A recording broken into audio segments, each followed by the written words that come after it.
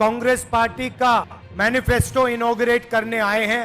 हमने तेलंगाना में आपसे वायदे किए थे, ऐसी ही मीटिंग थी, हमने अपनी गारंटीज की बात आपके सामने रखी।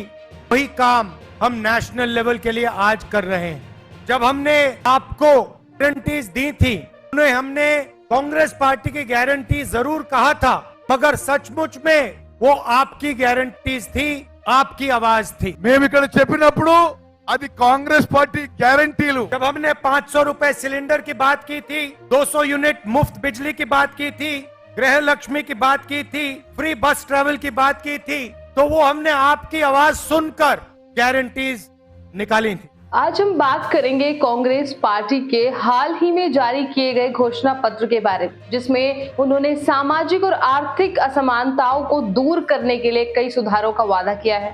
लेकिन क्या ये वादे सिर्फ कागजी हैं या उन्हें पूरा करने की क्षमता भी है? क्या इन वादों को पूरा करने से भारतीय समाज में वास्तविक परिवर्तन आएगा? और सबसे महत्वपूर्ण, क्या ये वादे जनता को सम्मोहित कर पाएंगे? आज के इस वीडियो में हम इन्हीं सभी प्रश्नों का उत्तर ढूंढने का प्रयास करेंगे, तो बने रहिए हमारे साथ। नमस्कार, आप देख रहे हैं न्यूज और मैं हूं आपके साथ तनु शर्मा। आगामी लोकसभा चुनावों से पहले कांग्रेस पार्टी ने सामाजिक और आर्थिक असमानताओं को दूर करने के लिए अपने घोषणा पत्र का अनावरण किया है। इसमें कई सुधारों का वादा किया गया है। मुख्य वादों में अनुसूचित जाति यानी कि एससी, अनुसूचित जनजाति यानी कि एसटी और अन्य पिछड़ा वर्ग यानी कि ओबीसी के लिए आरक्षण की सीमा बढ़ाने के लिए संविधान में संशोधन करने की प्रतिबद्धता शामिल है। इसके अतिरिक्त पार्टी का घोषणा पत्र विभिन्न समुदायों की सामाजिक आर्थिक स्थितियों का सटीक आकलन करने के लिए व्यापक राष्ट्रव्यापी सामाजिक आर्थिक और जाति जनगणना की वकालत करता है। आपको बता दें कि वर्तमान में सबसे बड़ा राजनीतिक मुद्दा है एक दल को छोड़कर दूसरे दल में जाना। राजनीतिक दल बदल की इसी रीत से निपटने के लिए कांग्रेस संविधान की 10वीं अनुसूची में संशोधन करने की प्रतिज्ञा करती है, जिससे दल बदल विधायी निकायों से स्वतः अयोग्यता होती।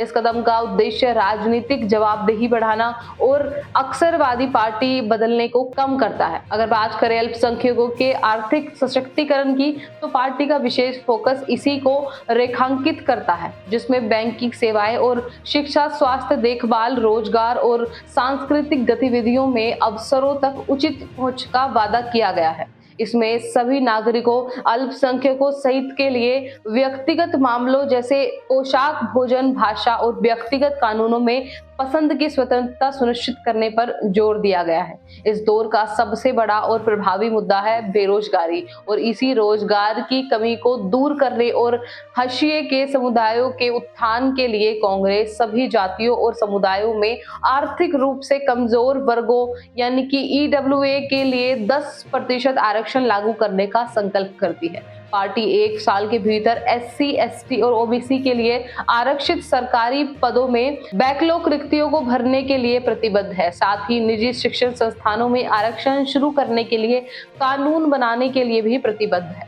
आगे घोषणा पत्र में वरिष्ठ नागरिकों, विधवाओं और विकलांग व्यक्तियों के लिए पेंशन बढ़ाकर सामाजिक सुरक्षा उपायों को बढ़ाने का वादा किया गया है। यह नागरिकों पर चिकित्सा खर्चों के वित्तीय बोझ को कम करने के उद्देश्य से सार्वभौमिक स्वास्थ्य देखभाल कवरेज के लिए कैशलेस बीमा के राजस्थान मॉडल को अपनाने का भी प्रस्ताव करता है। वहीं खेल, शिक्षा और LGBTQA+ के अधिकार जैसे मुद्दों पर भी इन्होंने फोकस किया है, जैसे खेल और शिक्षा को बढ़ावा देना, और कांग्रेस युवा एथलीटों के लिए खेल छात्रवृत्ति और खेल महासंघों के लिए व्यापक कानून बनाने का वादा करती है, ताकि जवाबदेही सुनिश्चित की जा सके और भेदभाव के खिलाफ सुरक्षा की जा सके। इसके अतिरिक्त घोषणा पत्र में परामर्श के बाद सभी जोड़ों के लिए नागरिक संघों को मान्यता देने और LGBTQA+ समुदाय के अधिकारों की पुष्टि करने का वादा किया गया है। बात करें किसानों की, तो उनकी मुख्य मांग न्यूनतम समर्थन मूल्य और किसान कल्याण पर भी इस घोषणा पत्र में चर्चा की गई है। कृषि संकट को दूर करने के लिए कांग्रेस किसानों की लंबे समय से चली आ रही मांग को संबोधित करते हुए कृषि उपज के लिए न्यूनतम समर्थन मूल्य यानी कि MSP को कानूनी रूप से गारंटी देने का संकल्प करती है। इस कदम का उद्देश्य किसानों को आर्थिक सुरक्षा और उनकी उपज के लिए उचित मुआवजा प्रदान करना है। पिछले कई दशकों में महिला सशक्तिकरण और चुनावी सुधार पर चर्चाएं होती रही हैं और इसी लैंगिक समानता की दिशा में एक महत्वपूर्ण कदम में घोषणा पत्र महिलाओं के लिए केंद्र सरकार की नौकरियों का 50% आरक्षित करने और गरीब भारतीय परिवारों को बिना शर्त आर्थिक सहायता प्रदान करने के लिए महालक्ष्मी योजना शुरू करने का प्रस्ताव करता है। इसके अतिरिक्त कांग्रेस चुनावी सुधारों के लिए प्रतिबद्ध है, जो चुनावी प्रक्रिया की अखंडता सुनिश्चित करने के लिए इलेक्ट्रॉनिक वोटिंग मशीनों यानी कि ईवीएम की दक्षता को बैलेट पेपर की पारदर्शिता के साथ जोड़ती है। वैसे कांग्रेस का घोषणा पत्र आर्थिक विकास के लिए महत्वाकांक्षी लक्ष्य निर्धारित करता है, जिसका उद्देश्य अगले दशक में देश के सकल घरेलू उत्पाद यानी कि जीडीपी को दोगुना करना है।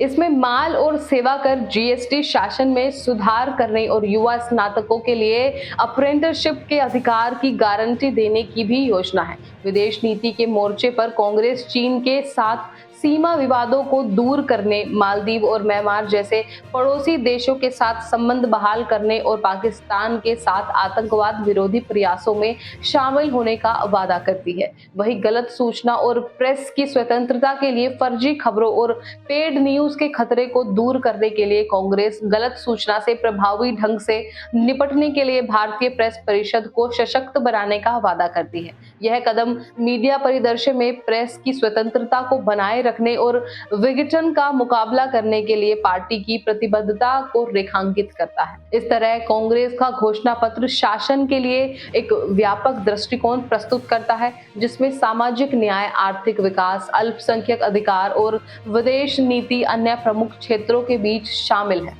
बोल्ड वादों और नीतिगत बदलावों के साथ पार्टी का उद्देश्य प्रमुख चुनौतियों का समाधान करना और समावेशी विकास और प्रगति का मार्ग प्रशस्त करता है। हमारी अगली वीडियो में हम बात करेंगे यूएन मानवाधिकार परिषद के हाल ही में अपनाए गए प्रस्ताव के बारे में, जिसमें इजराइल को संभावित युद्ध अपराधों और मानवता के खिलाफ अपराधों के लिए जिम्मेदार ठहराने की मांग की गई है। इस प्रस्ताव को 28 वोटों के साथ पारित किया गया था, जबकि 6 खिलाफ थे और 13 देशों ने इस पर बचाव किया, जिसमें भारत भी शामिल था। लेकिन क्या यह भारत के पारंपरिक रुख के अनुसार था?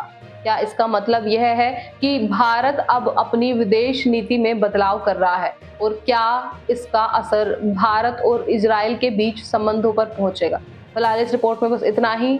इससे जुड़ी कोई भी सवाल या अपने विचार हमें कमेंट में लिख सकते हैं। मैं तनु शर्मा आपसे विदा लेती हूँ, फिर मिलती हूँ एक नई अपडेट के साथ। तब तक के लिए देश और दुनिया की तमाम खबरों के लिए चैनल को सब्सक्राइब करना ना भूलें और इस तरह की खास अपडेट्स के लिए बने रहिए एयर न्यूज के साथ। नमस्कार।